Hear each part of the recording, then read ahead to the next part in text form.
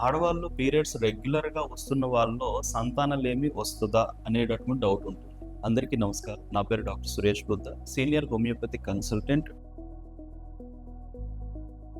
So, ఇక్కడ మనం దీనికి సంబంధించి ఆన్సర్ ఏంటంటే, పీరియడ్స్ రెగ్యులర్‌గా వస్తున్నా కూడా సంతానలేమి సమస్యలకు గురయ్యేటటువంటి ఆడవాళ్ళనే ఉన్నారు. ఎందుకంటే పీరియడ్స్ రెగ్యులర్‌గా రావడం అనేటటువంటిది ఒక్కటే సంతానలేమి రిలేటెడ్ మనకి సింప్టమ్ కాదు. పీరియడ్స్ రెగ్యులర్‌గా వచ్చినటువంటి వాళ్ళలో కూడాను సంతానలేమి సమస్యలు కనిపిస్తూ ఉంటాయి. సో, వీటి కారణాలు ఏంటి అంటే, ఒకటి ట్యూబల్ బ్లాక్స్ అనేవి ఉండడం.